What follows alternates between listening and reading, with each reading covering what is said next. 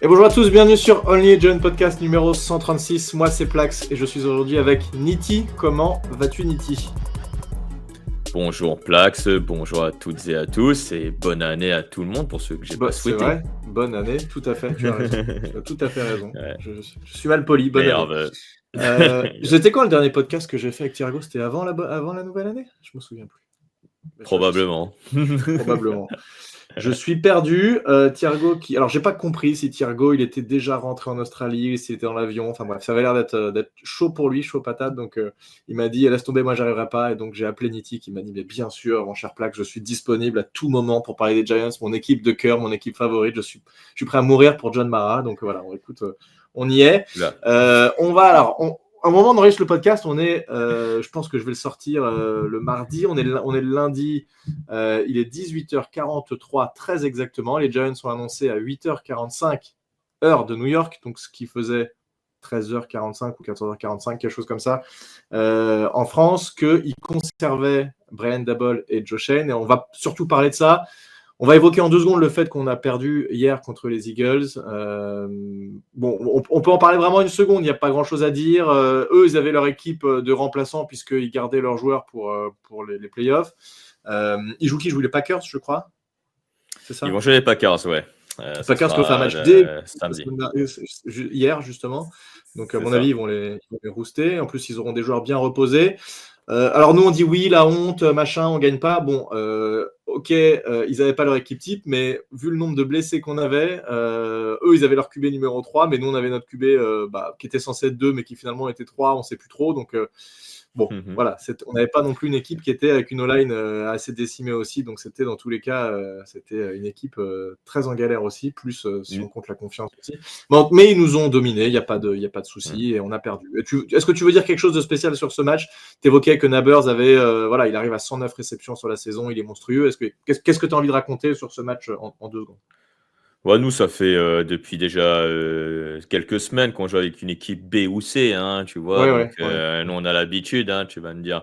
Eux, ça fait depuis seulement 1 semaine. Ils jouent peut-être le match de leur vie pour certains. D'autres, comme chez nous, essayer de faire des statistiques. Malik Nabers, tu l'as mentionné. Je vois aussi Wan'Dale Robinson, il a fait 10 réceptions, 43 yards. Quoi. Non, mais 10 réceptions, 43 yards, c'est ridicule. Ça n'a pas de sens de faire 10 réceptions pour 43 yards. Ouais. C'est so Giants cette stat, j'ai l'impression, mais bon. Voilà. Ouais. Ça, c'est la manière dont tu utilises ce receveur qui est peut-être un petit peu bizarre, mais il a beaucoup de réceptions. Je crois qu'il a quasi 90 réceptions sur la saison et il fait que 700 yards. Donc, c'est assez ouf. Bref, donc voilà, pas grand-chose à dire. On a perdu. On espère juste que les Eagles ne gagneront pas le Super Bowl. Et puis voilà, c'est tout ce qu'on peut espérer sur la fin de la saison. Mais nous, on va se tourner vers la free agency et vers la draft. Et donc, on disait, John Mara a fait un statement, il a publié, j'ai fait un article là-dessus sur le site des Giants, qu'il conservait Brian Daboll et Joe Schoen, donc les deux, le general manager et le head coach, qui sont confortés dans leur poste au moins pour 1 an. Et la situation est un petit peu bizarre et on va en parler. Par quoi on peut commencer sur cette histoire-là ? Il y a des trucs à dire. Il a eu ce statement. Après, il a parlé devant la presse, devant les journalistes qui ont posé des questions. Évidemment, il ne peut pas répondre à tout. Ce qu'il a raconté, je vais commencer par ça, puis tu vas après me dire. Juste un point quand même. Il a dit, en fait, j'ai discuté avec Joe Schoen et Brian Daboll vendredi. Le match avait lieu dimanche. Donc, il a discuté avec eux vendredi. Ils ont parlé pendant de longues heures, il a dit. Ensuite, il a parlé avec Tish. Et ils ont dit, OK, entre propriétaires, ils se sont dit, OK, on les conforte dans leur poste. Moi, ce qui me paraît un peu bizarre dans cette situation-là, c'est qu'on a l'impression que c'est vous avez 1 an pour faire quelque chose. Et généralement, ce qui se passe dans ces cas-là, c'est que le GM va dépenser comme un sagouin pour essayer de conforter sa place. Le head coach va jouer peut-être un peu stressé. Voilà, c'est pas forcément la situation la plus évidente. On ne sait pas exactement ce qu'ils se sont dit. On ne sait pas si c'est ça. En tout cas, il s'est pas engagé sur 2 ans. Il dit pour l'instant, ils sont là pour 1 an. On va voir ce qui se passe derrière. Qu'est-ce que on va en parler en détail, mais juste ton avis global sur ça. Comment tu sens la situation ? Est-ce que pour toi, elle est saine ? Est-ce qu'elle n'est pas saine ? Est-ce qu'elle est bizarre ? Est-ce qu'elle est normale ? Est-ce qu'elle était attendue ? Voilà, qu'est-ce que tu penses ? Déjà, je vais commencer par le contexte. Déjà, il faut dire que la saison, elle était foutue, on va dire, après notre voyage en Allemagne, tu vois, où Daniel Jones est parti, il a été coupé, etc. Donc ça, tout le monde le sait maintenant. Et donc, tout le monde disait, bah oui, mais Brian Daboll, il a aussi perdu une partie du vestiaire. Il y a des joueurs qui jouent pas à fond, etc., etc. Donc c'est vrai que là déjà, on avait peut-être un premier indice comme quoi l'entraîneur allait partir à la fin de la saison. Mais après, justement, et c'est là au fait où je te rejoins un peu, c'est que là, on a l'impression que c'est vraiment leur dernière chance, quoi. Aux deux hommes là, parce que Joe Shane, qu'on voyait vraiment comme un manager général très sûr, qui connaissait très bien le monde du football, on a l'impression qu'il a un peu perdu le fil, voilà, après quelques transactions un tout petit peu voilà, qui n'ont pas payé, le deal pour Saquon Barkley, le contrat de Daniel Jones et Brian Daboll. Là, cette saison, avec les jeux appelés, etc., ça n'a pas marché. Donc, clairement, John Mara a dit, bah oui, vous restez, vous changez, mais il le dit lui-même, il est à bout de patience. Je pense que nous aussi, on est à bout de patience. Voilà, parce que ça fait 2 ans maintenant qu'on est à la rue en termes de résultats. Et il faut des résultats. Il faut des résultats maintenant pour les Giants. Si Josh Allen et Brian Daboll arrivent à faire une saison à plus de 9 ou 10 victoires, est-ce qu'on considérera ça comme une bonne saison, tu vois? C'est ça aussi le but, on va dire, de cette déclaration. Parce que, voilà, on a des équipes à plus de 10 victoires qui produisent pas un bon football. Regarde les Chiefs cette saison, par exemple, et pourtant, ils sont à plus de 10 victoires.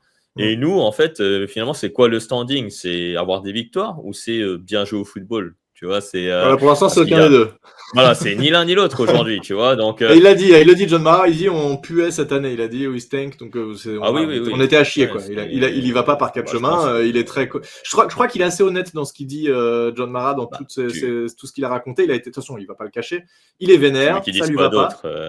Non, mais globalement, il pourrait dire ça va pas, ça fait chier, je vire tout le monde par énervement. Mais il s'est quand même posé. Il a dit bon, qu'est-ce qui est le mieux pour l'équipe? Et d'ailleurs, il le dit. Il dit je sais que la décision ne fera pas l'unanimité, ça va gueuler, les gens vont pas être contents, je le sais, voilà, croyez-moi, je le sais. Donc voilà, parfois on a l'impression, quand on voit ça de l'extérieur, on se dit mais il est con, voilà, machin. Non, il le sait, il sait très bien que cette décision ne va pas être appréciée, mais ce qu'il pense, lui, c'est que c'est ça qui est le mieux pour l'avenir des Jazz. Donc il croit encore, et il le dit, il dit, Brian Daboll, il a été coach de l'année il y a 2 saisons, Josh Allen, il a mis en place, et ça, nous, on ne le voit pas. Ça, pour le coup, ça ne transcrit pas sur le terrain. Mais il dit, il a mis en place du personnel que moi, j'aime bien, que j'apprécie, qui sont performants, qui font des bonnes choses. Et ça s'est vu d'ailleurs dans cette dernière draft, puisque voilà, maintenant, on a tout un tas d'informations qu'on n'avait pas avant, tout un process qui est là en place, et c'est des choses qui ne sont pas du tout sur le terrain. Toi, tu vois que le résultat final sur le terrain. Tu vois, est-ce qu'au final, ce process qui a été mis en place paye ou pas? Pour l'instant, il ne paye pas, puisque notre équipe fait 3 victoires dans une saison, donc c'est catastrophique. Mais voilà, il est quand même honnête sur tout ça, il est assez clair, et lui voit évidemment en backstage, donc de ce qu'il voit quand même, il dit je vais dans les réunions avec les joueurs, donc je vois comment les joueurs réagissent à ce que Brian Daboll disait, et c'est ce que tu disais tout à l'heure, il n'a pas perdu le vestiaire. Ça, je pense que évidemment ça joue, maintenant ne pas perdre le vestiaire, si tu ne gagnes pas les matchs, ça ne suffit pas, donc voilà. Qu'est-ce que je suis en train de regarder parce que j'ai quelques résumés là de certaines déclarations qu'il fait et on va revenir sur certaines.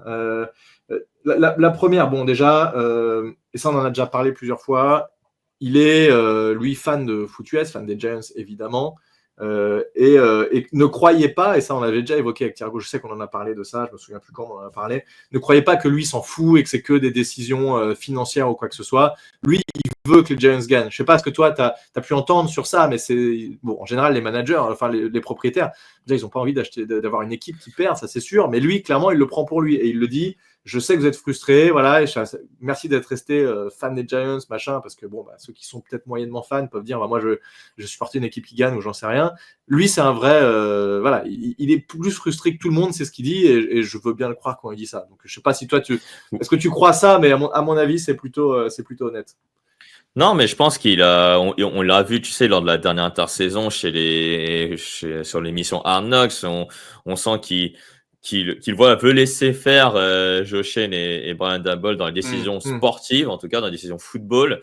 Et je pense que là, il a dû être déçu, en fait. Il est déçu c'est clair. autant que nous, en fait. En plus que, voilà, lui, en tant que propriétaire, il n'est pas comme certains propriétaires qui prennent des décisions un peu loufoques. Par exemple, il n'y a qu'à regarder les Jets ou les Raiders, hein, par exemple, hein, qui sont peut-être pires que nous en termes d'organisation.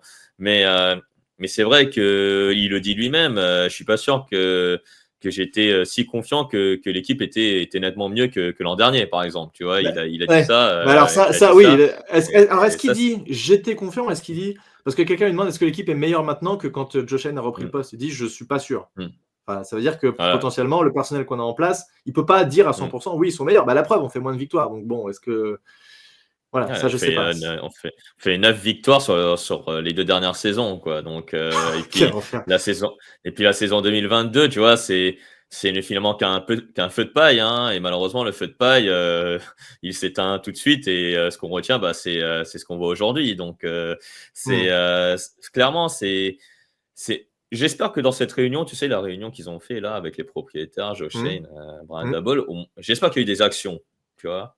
Mais alors On ça, dit c'est un truc que je des voulais actions. évoquer avec toi. Voilà. À ton Ah bah avis, vas-y. qu'est-ce qui s'est dit dans ces trucs-là? Parce que moi, je pense que, Mm, je te dis ce que moi j'ai en tête. À mon avis, mm, ils arrivent en disant leur plan. Ils vont pas se mm. justifier. Enfin, tu peux le justifier. Peut-être qu'il y a une partie qui est, ok, j'explique ce qui s'est passé pour la saison. Tu dois en parler un petit peu.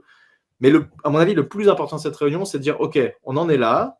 Quelle est la suite et quel est le plan? Et à mon avis, c'est quand une fois que John Mara entend ce plan, il se dit, ok. Et d'ailleurs, il évoque un truc assez intéressant. Il dit, il est clair sur le fait que le quarterback, c'est la priorité numéro un. Ça, il l'a dit. John Mara le Oui. dit. La priorité, Mm, c'est le quarterback. Après, il dit, mm. ça peut arriver en free agency ou à la draft. Il dit pas, oui, on va drafter un QB. Déjà, là, ce serait con de dire ça parce que tu dévoiles tes cartes un peu aux autres équipes. Même Ouais, si, c'est bon, tu ça. draftes suffisamment haut et puis on sait, c'est pas nouveau. Voilà, si on arrive à la draft et qu'on n'a aucun quarterback qu'on a signé à la free agency, évidemment, Bah là, le on sait qu'on troisième va drafter choix, quelqu'un. on Il va est clair. drafter quelqu'un en poste de Mais quarterback. Ouais. c'est intéressant qu'il dise ça parce qu'à mon avis, dans le plan qu'a présenté Joe Shane, il y a potentiellement essayé de tenter de récupérer un quarterback vétéran, moyen ou moyen plus, ou voir peut-être, si je sais pas, ils ont un plan pour prendre un mec qui vraiment est en franchise QB. Là, il faut voir qui dans les quarterbacks potentiellement disponibles serait OK pour venir chez nous, etc. Ou les Giants pourraient trade pour lui, ça je sais pas, j'ai pas analysé. Mais il y a potentiellement une première phase de plan qui est ça, et ensuite ils ont sûrement dit, bah nous à la draft on aime bien lui et lui et lui, exactement comme ils ont fait dans Arnox, pas si tu te souviens, mais ils disaient voilà le plan c'est ça, s'il se passe pas ça, Mm. on fait ça, s'il se passe pas ça, on fait ça. Et moi j'ai bien aimé cette partie-là de Arnox parce que c'était clair, les mecs ils y allaient en disant on sait qu'on veut faire ci, on veut faire ça, on veut faire ça, si on arrive là, bah, c'est Malik Nabers, ce sera pas un autre, etc. Donc ils savaient exactement. Et à mon avis, ils sont arrivés avec quelque chose comme ça. Je sais pas si est-ce que tu as le même sentiment? Ils ont préposé un plan qui était suffisamment clair pour que Mara dise ok, on continue. Ouais, j'ai le sentiment que si ils ont exposé des scénarios à John Mara et que John Mara était convaincu, il aurait, en tout cas, et c'est la décision qu'on entend aujourd'hui. Parce que s'il n'y avait pas de plan et s'ils ont juste dit ah bah voilà les excuses, on avait un quarterback pourri, on Ouais. n'avait pas de receveur, Non, on n'avait pas de jeu de course ça parce que c'est Saquon mort. Barkley est parti. Ça, je pense que John Mara, il aurait dit ouais, ok, j'entends vos arguments. Et je pense que quelques heures plus tard, c'est SMS et Bach te vire. Ouais, ouais. Voilà. Ah bah c'est sûr. Et donc, je pense que Josh Shane et Brian Daboll, on sait que les destins, je pense que tout le monde est au courant, sont un peu liés. Tu vois. Donc, je pense que Josh Shane et Brian Daboll se sont vus d'abord avant d'aller voir, Accorder leur violon. voilà, avant que John Mara les convoque, parce que je suis sûr que voilà, ils sont pas, ils ont pas provoqué, on va dire, cette réunion Non, eux-mêmes. Je ouais, pense que ouais. John Mara leur a demandé des comptes, hein, après une saison quand même à 3 victoires. Hein. Parce qu'il faut dire que sous Dave Gettleman, une saison à 3 victoires, alors à part la première, je crois, où on fait 2 victoires, mais sinon, c'est jamais arrivé. Hein. On n'a jamais On a fait fait 2 moins de 3 victoires à un victoires. an. Putain, Il me semble la Attends, première mais saison. Mais bon, de c'est toute lorsqu'on façon, draft Saquon Barkley. Bref. c'est suffisamment Mais en tout cas, d'enfer pour que. voilà. Mais 3 victoires, c'est jamais arrivé. En tout cas, et là, ça arrive. Donc, c'est dommage. On n'a pas eu beaucoup de succès. Et donc, j'espère qu'ils ont vraiment un plan. Parce que si le plan, finalement, enfin, les plans qu'ils ont prévus ne fonctionnent pas cette saison, c'est bye-bye. Et après, on repart sur une construction. On aura donc perdu encore un an, tu vois, et ce serait dommage, mais au moins John Mara aura tenté. Après, tout le monde va dire, bah, maintenant, on va tomber sur le propriétaire. Il faut vendre l'équipe, etc., etc.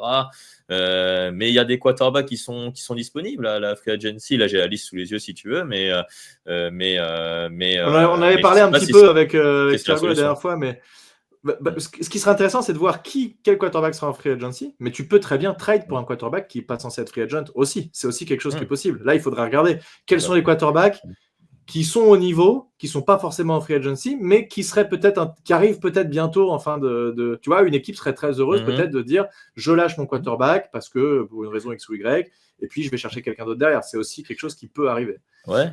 Oui, ça peut arriver. On peut peut-être aller trade pour Patrick Mahomes ou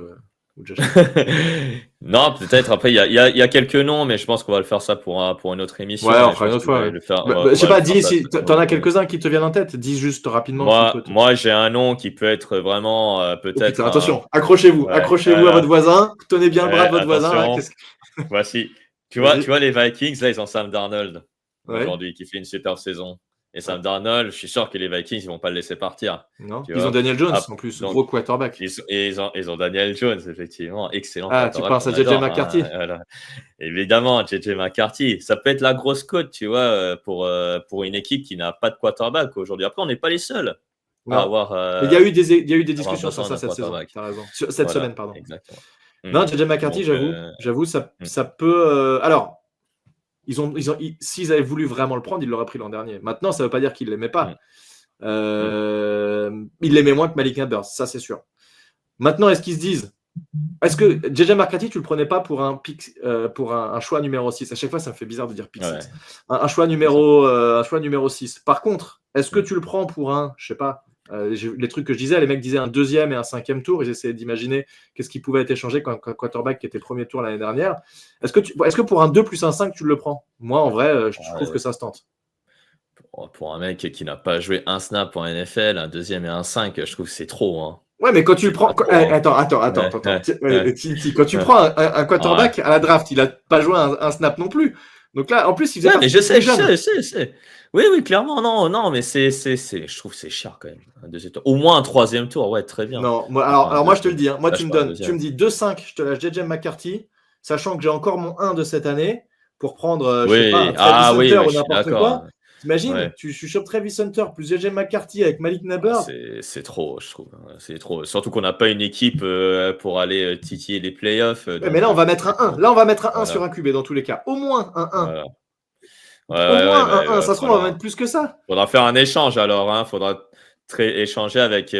Si les Vikings vont très loin en playoff, ils vont prolonger Sam Darnold et donc mettre sur le marché JJ McCarthy. Tu penses que ça dépend de leur parcours en playoff, ça? Oui. Parce qu'apparemment, il fait un match dégueulasse hier, Sam Darnold. Il a fait un match pas très bon hier, mais s'ils vont loin en playoff, Sam Darnold est prolongé. Ils jouent contre qui, les Vikings, là? Ils joueront contre les Rams de Los Angeles. Ouais, ils vont les battre. Les Rams, c'est pas non plus la folie cette année. C'est pas la folie, mais on sait jamais avec eux. Hein. C'est vrai, t'as raison. Ils sont capables de tout. Ok, écoute, voilà, je sais plus pourquoi on en était venu à parler de ça, parce qu'on disait, on parlait d'avoir un plan. Donc bon, dans tous les cas, oui, c'est peut-être effectivement quelque chose qui est dans les plans, mais je pense que ils n'ont pas une option, tu vois. Tu peux pas, dans tes plans, tu peux pas convaincre John Mara en disant, non. Nous, on mise tout sur ça, quoi qu'il arrive, c'est ce quarterback qu'on veut, on ira le chercher, il y en a aucun autre, et si on n'y arrive pas, qu'est-ce que tu fais?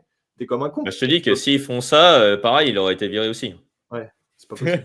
Non, je suis d'accord. Donc ils ont un plan avec plusieurs scénarios, exactement comme on a vu sur le Hard Knocks. Donc à mon avis, c'est ça, et quelque chose d'assez clair pour que John Mara dise OK. Et à mon avis, dans ses plans, il y a une ou deux potentialités d'aller chercher quelqu'un en free agency, ou au moins un bridge QB qui te sert pendant un an, si jamais. Voilà. Il y a quelque chose qui est suffisamment solide. Maintenant, ma plus grosse peur, moi, c'est que le general manager sente qu'il faut gagner cette année et qu'il nous fasse une intersaison où il dépense trop, qu'il mette trop en free agency et qu'il hypothèque nos chances, alors qu'il avait réussi à remettre une équipe sur des rails corrects en termes financiers.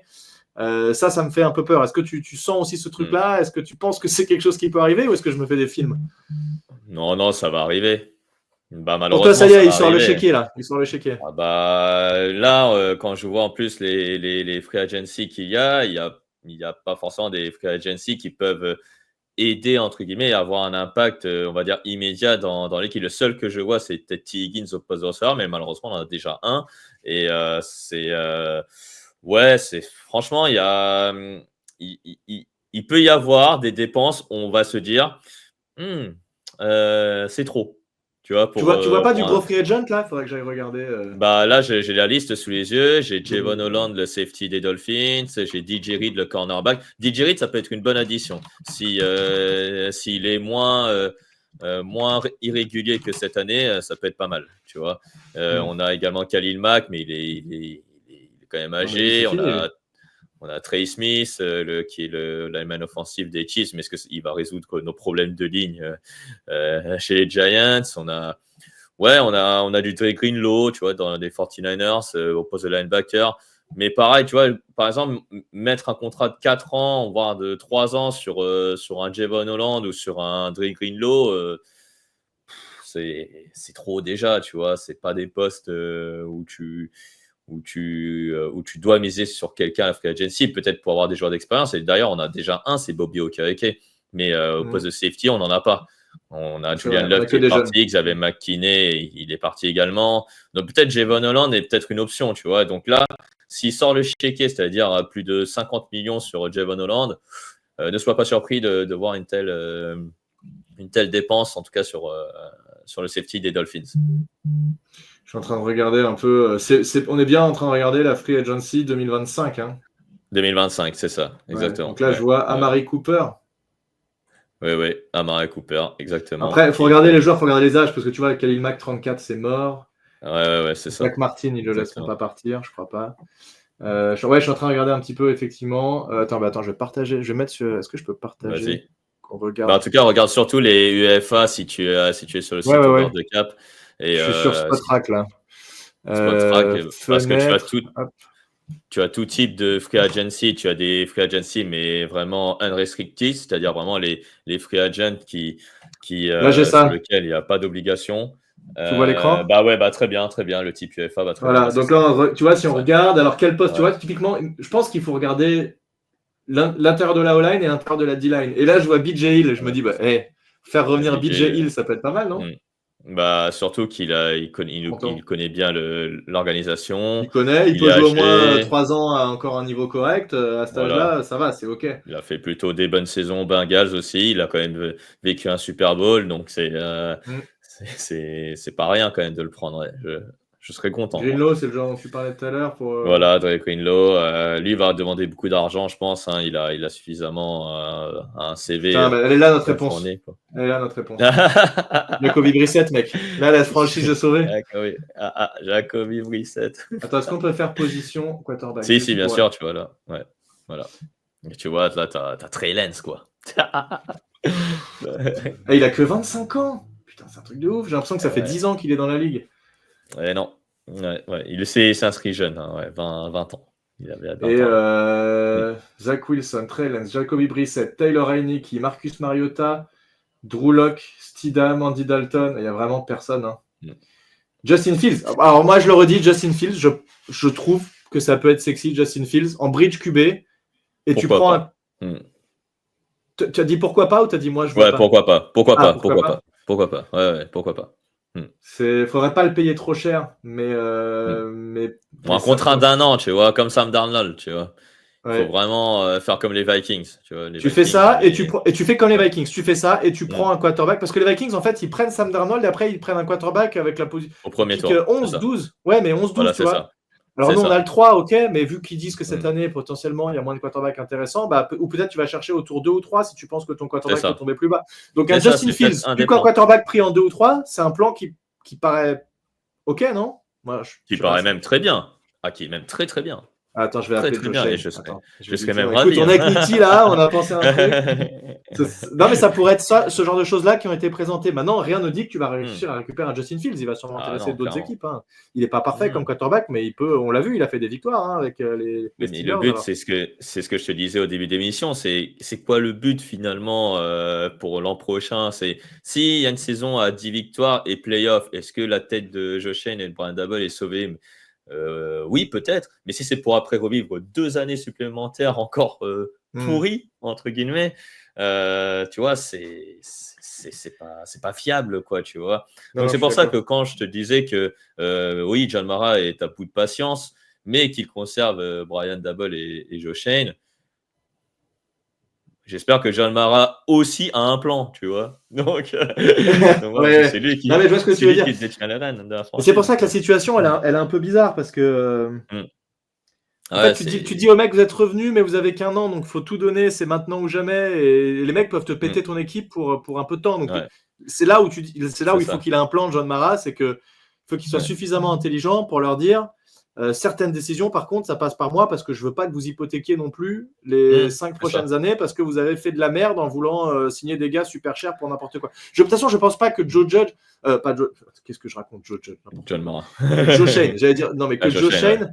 Parce que je pense que quand tu juges aussi le bilan d'un mec fin saison 2025, dans 1 an, quand ils vont refaire ce même exercice, si ils font 8 victoires, mais qu'il a explosé le cap pour les 5 ans à venir, c'est pas pareil qu'ils font 8 victoires, mais il a anticipé et il a encore un cap qui est sain. Tu vois. Donc, à mon avis, il a tout ceci d'intérêt, peut-être, lui. Ouais, mais dans les 2 cas, est-ce qu'il sera conservé, tu vois? 8 victoires, alors 8 victoires avec encore 3 backs rookies et une situation saine avec un effectif qui s'est amélioré. Moi, je préférerais faire 8 victoires et qu'on n'explose pas notre cap sur 10 ans plutôt que, on arrive à faire 10 victoires pour 1 an, mais derrière, on est dans la merde pendant 5 ans, on se retrouve avec un cap space façon Saints où ils sont dans les pires équipes de la ligue et en plus, ils ont des dettes dans tous les sens. Donc, tu vois, franchement. Tu vois, c'est ça finalement, c'est le 2 poids 2 mesures. Tu as une saison 11 victoires, mais tu as dépensé je sais pas combien d'argent pour des playmakers, mais qui ont fait une saison moyennasse. Et si tu avais une saison à 8-9 victoires, tu n'étais pas loin des playoffs, mais tu as une équipe jeune je préfère ça. Qui est viré à ce moment-là, malheureusement, je pense que ça va être le même résultat. Je pense pas. Je pense que s'ils font 8-9 victoires et qu'il y a une équipe jeune, prometteuse, qui a vraiment montré des choses en plus, qui a un quarterback rookie qui commence à montrer des choses, etc., je pense qu'ils les conservent. À mon avis, le fait de les conserver ou pas, c'est pas que le nombre de victoires. Évidemment, il faut gagner des matchs. Il n'y a pas de doute. Tu peux pas arriver avec 4 victoires et dire voilà, la saison elle a réussi. On a fait une de plus que l'an dernier, youpi. Non, bah oui, en même temps, la barre était tellement basse que voilà. Mais si tu montres un avenir positif en disant on a multiplié par 3 nos victoires ou 2,5 et on voit bien que l'équipe est en progression, il y a pas de... voilà, et ça me plairait beaucoup plus, tu vois. Ça me plairait beaucoup plus. Je suis d'accord avec toi par contre là-dessus. Ouais, ça c'est clair. Donc on verra bien ce qu'il va nous prendre. Juste, je regarde un peu les autres trucs qu'il a dit. Je reviens sur l'interview qu'il a fait, les questions que la presse lui a posées. Alors il a des trucs évidemment il peut pas dire, il peut pas répondre. Évidemment c'est normal. Il a dit notamment aussi sur la saison dernière que c'était pas mal du côté de Joe Shane et tout. Alors ça oui. Il a bien souligné. Ouais. Ça c'est pas mal. Il a parlé à la fois de la free agency et à la fois de la draft. Il a dit que c'était des super acquisitions et il a bien vu qu'il y a eu des très bons joueurs qui sont arrivés. C'est ça. Et il a parlé aussi durant la saison, tu vois, qu'il n'a pas forcément eu envie d'anticiper. Tu vois, les chances de Josh Allen et de Daboll pour continuer l'aventure avec les Giants. Donc je pense que cette saison, il a dit bon, je laisse tomber, je sais qu'on va faire de la merde. C'est pas comme d'autres organisations, on n'a pas la pire organisation, loin de là, tu vois. Je pense qu'on est bien vernis là-dessus. Maintenant, le résultat, c'est ce qui est, mais c'est peut-être aller plus bas, mais peut-être pour mieux sauter, tu vois. On espère tous. Ouais, après, ça fait longtemps quand même qu'on est assez bas, malheureusement. Ça commence à faire longtemps, là. Ça fait un paquet de saisons qui s'accumulent. Et hormis 2016 et 2022, c'est quand même pas brillant. Et c'est vrai que ça fait peu de choses. Après, bon, il y a quand même... on voit quand même... Il n'y avait pas beaucoup de jeunes joueurs intéressants. Il y a eu les très grands joueurs signés de l'époque Gettleman. Il y a eu Andrew Thomas, il y a eu Dexter Lawrence. Ça a été du très gros joueur qui va être impactant pendant longtemps. Mais il y a eu peu de joueurs de fond de banc qui ont été impactants pendant longtemps et qui ont fait le cœur de ton équipe. Et en fait, on a un peu l'inverse là. À part Malik Neighbors, là, qui est le très gros joueur qui a bien marché et qui est incroyable, qui je pense d'ailleurs était la bonne pioche quand je vois ce qui se passe par rapport. Alors, j'ai pas suivi ce qu'avaient fait les Cardinals. mais j'ai l'impression que Nabers fait une meilleure saison que Ah Marvin non, il est Harrison meilleur Jr. que Marvin Harrison Jr. Il est meilleur, et Ouais, même Brian Thomas, par exemple, est meilleur que Marvin Harrison Jr. en termes ouais, statistiques, c'est vrai, c'est vrai, c'est clairement. vrai. Donc, Et voilà. donc pourquoi je disais ça? Parce que oui, je pense que c'est plus important d'avoir plutôt que d'avoir 3 stars et le reste est nul, c'est plus important d'avoir beaucoup de joueurs de cœur qui sont bons, comme on a eu cette année. Tu vois, même un Darius Muasau, mec, franchement, j'attendais rien d'un mec comme ça. Et en Ouais, fait, il est très bon. il a été OK, quoi. Il a su jouer quand il a Ouais. fallu, il est rentré sur le terrain, il a été impactant. Mhm. Il n'y a pas un joueur de cette draft qui n'a pas été impactant cette année. C'est assez Non, ouf. ouais, cette draft, c'est vraiment bien. Mais même excellente, cette draft. Là, J'avais un peu s'il peur, refait la même draft, ah j'avoue, ben moi mais aussi, mais s'il refait la même draft ouais. cette année, t'imagines Même Drew Mhm. Phillips. Drew Phillips, moi j'avais un peu peur. Les mecs disaient ouais, il vaut pas Ouais. un 3e tour, on a Rich pour mec. Mec, il C'est a vrai, été ça. juste incroyable. Donc Ouais. c'est Mhm. assez ouf. Bref, donc voilà, Ouais. bon, c'est une décision qui n'était pas évidente à prendre. Ce qui est bien, c'est qu'on l'a pris vite, donc il n'y a pas eu à discuter Milan, et c'est assez clair, les choses sont claires, et voilà. Maintenant, c'est voilà, le Josh Allen, la balle est dans ton camp. Et si, dernier point quand même que je voulais évoquer, il a évoqué le play calling avec Brian Dabble. John Mara en a Mhm. parlé lui-même avec Brian Dabble, en lui Yes, ouais, disant, ouais. est-ce que tu penses, il lui a pas dit, tu dois faire ça, il lui a dit, est-ce que tu penses que c'est la meilleure chose à faire? Et il le dit bien, il le dit, s'il doit le faire, s'il pense que c'est la meilleure chose, c'est lui qui choisira. Et pareil pour ses coordinateurs. S'il pense Ouais. qu'il faut garder les coordinateurs, c'est lui qui décidera. Il le dit bien, comme tu as dit tout à l'heure, c'est pas lui qui prend la décision, c'est pas Mara qui prend la décision. Il le dit, Mara, c'est le head coach qui prend cette décision. Mais il lui dit quand même, voilà, réfléchis à ce play calling parce que globalement, l'attaque a été nulle et pas meilleure que quand c'était Kafka qui appelait. Donc, est-ce que vraiment tu penses que c'est la bonne chose? Voilà. Donc, il a envie en tout cas de les forcer à se poser des questions et à changer ce qui doit être changé. Mais c'est pas lui qui déclenchera ce truc-là et c'est pas lui qui va prendre les décisions à leur place. Ce qui est, je pense, plutôt sain pour le coup. Moi, j'ai un peu peur là-dessus, là, j'avoue, sur les appels de jeu offensifs.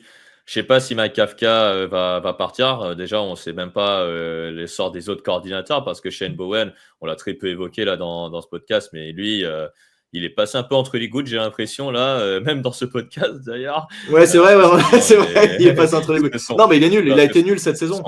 Son bilan, il est très moyen, voire mauvais.